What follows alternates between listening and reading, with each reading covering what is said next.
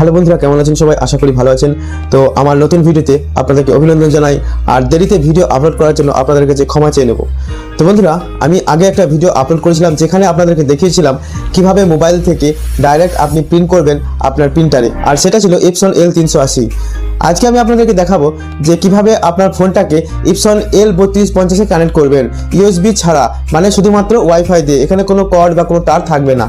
তো বন্ধুরা, এর আগের যে ভিডিওটা বানিয়েছিলাম আপনার USB থ্রো, তো সেই ভিডিওটা অনেকজনই দেখেছেন বা অনেকজনই দেখছেন এখনও। তো সেই ভিডিওটা অনেকজনই লাইক করেছেন। তো এই প্রিন্টারের সম্বন্ধে সামান্য একটু ধারণা দিয়ে দিই। তো এটা আপনার আপডেট ভার্সন, আর এরপরে আছে 3251, আরও লেটেস্ট ভার্সন আছে। তার ইন্ডিয়ার প্রাইস 15,500, আর আপনি যদি অনলাইনে বাই করতে চান তো এটার প্রাইস হবে 15,199 টাকা সামথিং। এই প্রিন্টারে আপনি A4 পেপার, ওর থেকে 6 পেপার আপনি প্রিন্ট করতে পারবেন, আর মাইক্রো জেরক্স আপনি করতে পারবেন না। আর মাইক্রো জেরক্স করার জন্য আপনাকে হয় M200 নিতে হবে বা ক্যাননের প্রিন্টার নিতে হবে, A4 প্রিন্টার। আর এটা শুধুমাত্র প্রিন্ট করার জন্য, আপনি জেরক্স করতে পারেন। আর এটার আরেকটা খারাপ গুণ আছে, সেটা আমি লাস্টে আপনাদেরকে বলবো কোনটা। আর যে EPSON L380 যেটা আমি আগে আপনাদেরকে দেখিয়েছিলাম, তো সেটা তো অবশ্যই বেটার। ওটা এখন আর পাওয়া যাচ্ছে না নতুন। তো ওটা যদি পুরাতন থাকে কারোর কাছ থেকে যদি নেন তো অবশ্যই ভালো। ওটা কোয়ালিটি, ওটার সার্ভিসিং খুবই সুন্দর। আর EPSON-এ যেটা নিয়েছি এটা প্রিন্ট করার জন্য অবশ্যই খুবই ভালো। আপনার প্রিন্টিং কস্টও খুব কম। 4টে কালার আপনি রিফিল করবেন, তারপর আপনি 1000 কালার পেজ আপনি প্রিন্ট করতে পারবেন। তো গাইস, এখানে কিন্তু বক্সে বলা আছে যে 7,500 কালার জেরক্স, আর ব্ল্যাক জেরক্স হচ্ছে আপনার 5,000। 3,000 মতো কালার জেরক্স করতে পারবেন, আর 1 থেকে 1,500 মতো ব্ল্যাক জেরক্স করতে পারবেন। তো বেশি কথা না বলে চলুন আপনাদেরকে দেখাই যে কিভাবে আপনি আপনার ফোনকে আপনার প্রিন্টারের সাথে কানেক্ট করবেন।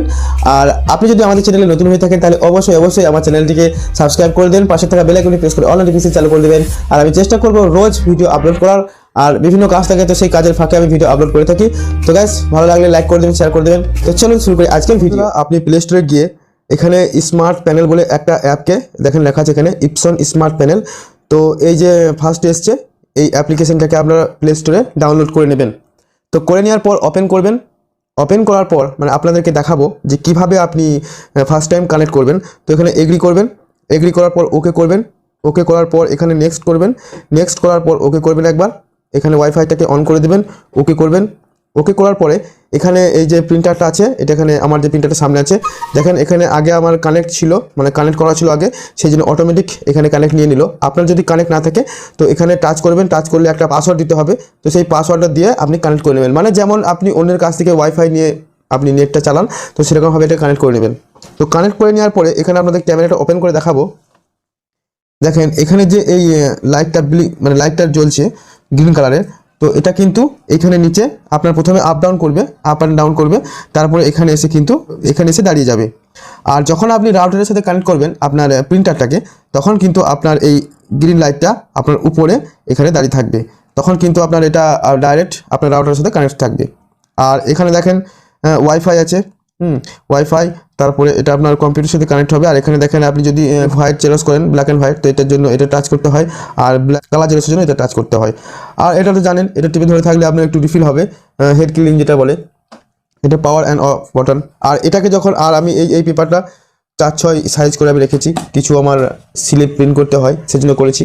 আমি আগের ভিডিওতেও বলেছি একটা ভিডিওতে যে কীভাবে আপনি 4/6 কনভার্ট করবেন, যদি আপনি না দেখেছেন তো সেই ভিডিওটা দেখে আসতে পারেন। আর দেখেন এটা আমার কিনা হয়েছে মাত্র 2 দিন। আমি এটাকে আনবক্স করতে পারিনি, কারণ টেকনিশিয়ান এসে এটাকে ইনস্টল করে গেছেন, আর সে সময় আমি ব্যস্ত ছিলাম, তো সেটাকে আমার আনবক্স করা হয়নি। তো এটাকে দেখেন, এটা এখানে এরকমভাবে লাগানো থাকবে। তো এটাকে একটু টানলেই যদি নিচ থেকে নেমে যাবে। আর এখানে দেখেন একদম ডাইরেক্ট টেনে দেবেন ওপর দিকে, এটা একদম উঠে যাবে। দেখেন এখানে কালারগুলো লেখা আছে CMYBK ব্ল্যাক, এখানে দেওয়া আছে, আপনি ভিতরে সিস্টেমটাও দেখে নিন।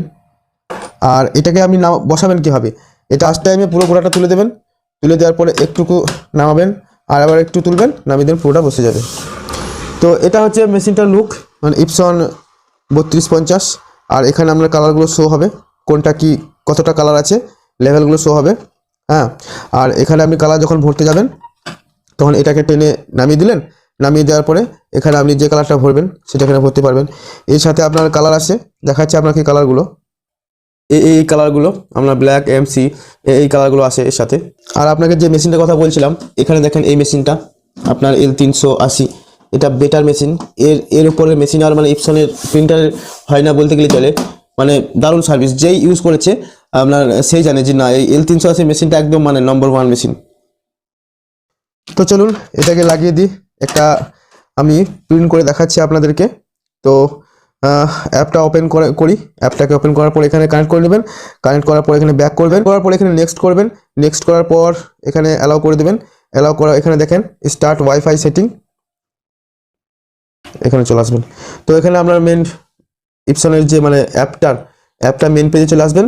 এবার প্রোডাক্ট ইজ নট সিলেক্টেড, তো এখানে টাচ করবেন প্লাসে, ওকে করবেন।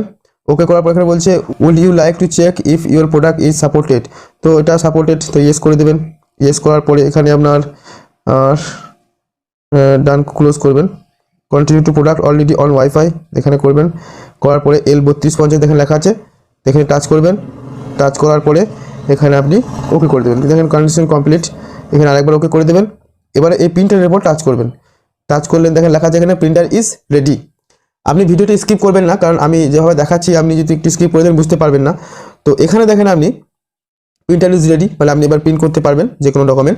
এখানে আপনি হিট ক্লিনিং করতে পারবেন, নজল চেক করতে পারবেন, হ্যাঁ। তারপরে এখানে আপনার অ্যাডভান্স সেটিং আছে কিছু, তো এখান থেকে ব্যাক করে আসবেন, মানে আপনি এবার কিন্তু এখান থেকে প্রিন্ট করতে পারবেন। তো এখানে আপনার আরও বিভিন্ন কাস্টমাইজ ডিসপ্লে, এখানে ডিসপ্লে দেখেন photo print document capture scan copy, মানে যেগুলো আপনি চান এই সব হবে। দেখেন প্রিন্ট ফটো হবে, প্রিন্ট ডকুমেন্ট হবে, ডকুমেন্ট ক্যাপচার হবে, স্ক্যান হবে, কপি হবে, প্রিসেট কপি হবে, এক্সেস টু ক্লাস হবে, creative print fun with guest connection, printing head cleaning হবে, এগুলো সব এখানে আপনারা করতে পারবেন। আমি আপনাদেরকে একটা যে কোনো ডকুমেন্টকে আমি প্রিন্ট করে দেখাই।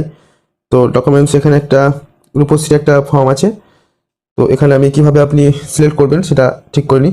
তো এখানে দেখেন 1 থেকে 6, মানে 1 থেকে 6টা আপনার পেজ আছে, পরপর পাল্টালে বুঝতে পারবেন পেজ আছে। তো আমি ফার্স্ট পেজটাই করবো। তো লেটার লেখা আছে এখানে টাচ করবেন, আর একবার দেখাচ্ছি লেটার আর্ট 1/2, তো এখানে টাচ করবেন।